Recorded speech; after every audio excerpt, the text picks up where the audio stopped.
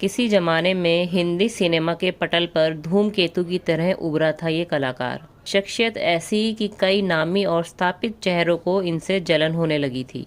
70 के दशक के शुरुआती सालों का एक ऐसा चेहरा थे विजय अरोड़ा, जिनके बारे में खुद सुपरस्टार राजेश खन्ना ने कहा था कि उनके बाद अगर कोई पंजाबी मुंडा बॉलीवुड पर राज करेगा तो वो विजय अरोड़ा ही होगा। मगर अफसोस कि ऐसा कभी हो न सका।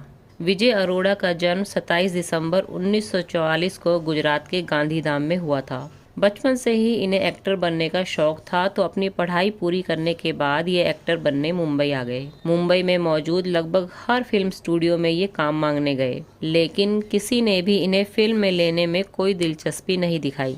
विजय कभी किसी फिल्म स्टूडियो में दोबारा काम मांगने नहीं गए। वो इंतज़ार करते रहे, ये सोचकर कि इतने लोगों से मिले हैं तो कोई ना कोई तो उन्हें काम में बुलाएगा ही। लेकिन कई महीने बीत गए और किसी ने इन्हें नहीं बुलाया। इतना वक्त मुंबई में गुजारने का एक फ़ायदा विजय को ये हुआ था कि इनके कुछ अच्छे दोस्त मुंबई में बन गए थे। हालांकि वो सभी नॉन फिल्म बैकग्राउंड से थे। उन्हीं दोस्तों में से एक ने इनसे कहा कि पहले तुम खुद को फिल्म में हीरो बनने लायक बनाओ, तब तुम्हें काम मिलेगा।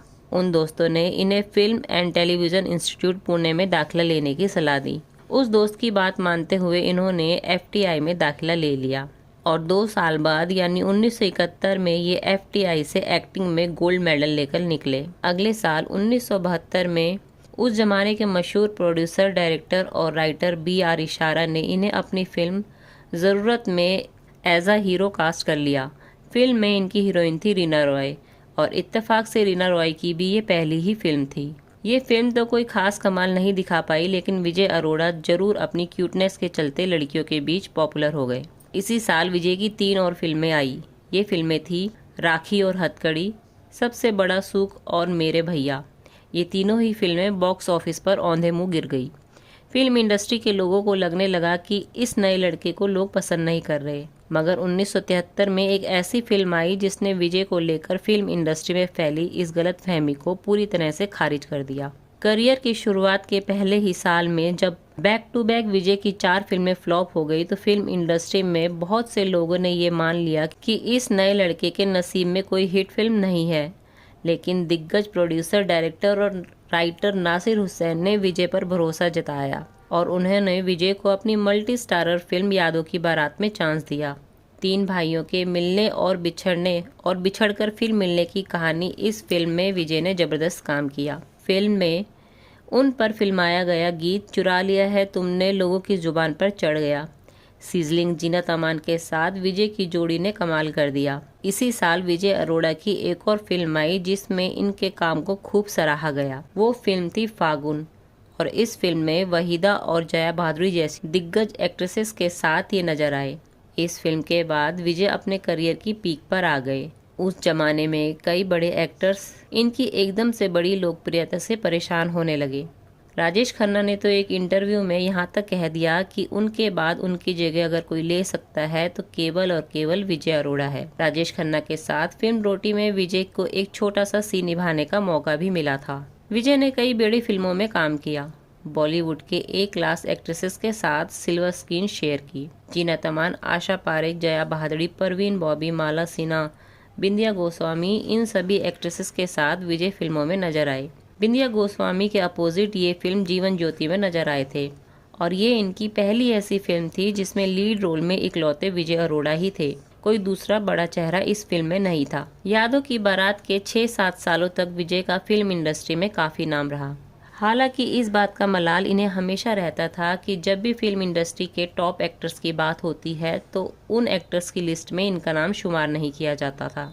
एक इंटरव्यू में विजय ने इसके बारे में बात करते हुए कहा था कि उन्होंने कभी भी फिल्म इंडस्ट्री में होने वाली राजनीति का हिस्सा खुद को नहीं बनने दिया। ना ही उन्होंने फिल्म पाने के लिए कभी किसी तरह की कोई लॉबिंग की। उन्होंने हमेशा वही फिल्में साइन की जिसमें उन्हें अपना रोल दमदार लगा। कमजोर रोल्स को उन्होंने कभी स्वीकार नहीं किया, फिर चाहे वो किसी बड़े फिल्म स्टूडियो या बड़े डायरेक्टर की तरफ से ही क्यों ना हो। शायद यही वजह थी कि उनके बारे में मीडिया में भी बहुत बढ़िया तरीके से बात नहीं की गई। शुरुआती 6-7 सालों के बाद उन्हें ढंग की फिल्में मिलनी बंद हो गई थी। वीराना और पुरानी हवेली जैसी हॉरर फिल्मों का भी ये हिस्सा बने। फिल्मों में जब अपना भविष्य इन्हें अंधकार में दिखने लगा तो इन्होंने छोटे पर्दे की तरफ रुख किया। साल 1986 में विक्रम बेताल सीरीज में विजय अलग अलग किरदारों में दिखे, लेकिन रामानंद सागर की रामायण में इंद्रजीत मेघनाथ का रोल निभाकर ये सारे भारत में मशहूर हो गए। घर घर में इन्हें किसी हीरो नहीं बल्कि रावण पुत्र मेघनाथ के रूप में पहचानने लगे। वहीं साल 1993 में जी टीवी पर शुरू हुए दी हॉरर शो सीरीज में भी ये 3 एपिसोड में नजर आए थे, पर चूंकि इनके मन में तो फिल्में ही बसती थी तो ये टीवी इंडस्ट्री में इनका दिल नहीं लग रहा था। मगर फिल्म इंडस्ट्री से इन्हें बढ़िया ऑफर्स नहीं आ रहे थे और फिल्म इंडस्ट्री के लोगों की चाटुकारिता करना इन्हें पसंद नहीं था। विजय अरोड़ा ने अपने दौर की मशहूर मॉडल दिलबर देवारा से लव मैरिज की थी, जो कि पारसी समुदाय से थी। इन दोनों का एक बेटा है जिसका नाम फरहद अरोड़ा है। साल 2003 में इंडियन बाबू नाम की एक फिल्म में ये आखिरी दफा एक सपोर्टिंग रोल में दिखे और उसके बाद इन्होंने कभी भी दोबारा फिल्मों में काम नहीं किया।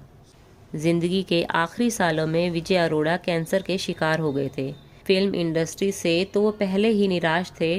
कैंसर की इस लाइलाज बीमारी ने जिंदगी को लेकर उनकी बची खुची मोहब्बत भी खत्म कर दी। कैंसर से जूझते हुए 2 फरवरी 2007 को विजय अरोड़ा ने दुनिया छोड़ दी। बॉलीवुड में होने वाली गंदी राजनीति के सामने विजय अरोड़ा ने कभी घुटने नहीं टेके थे। शायद इसकी एक बहुत बड़ी कीमत उन्हें चुकानी पड़ी थी। वो जब तक जिंदा रहे अपने असूलों पर टिके रहे। शायद इसलिए फिल्म इंडस्ट्री में उनका कोई दोस्त नहीं था।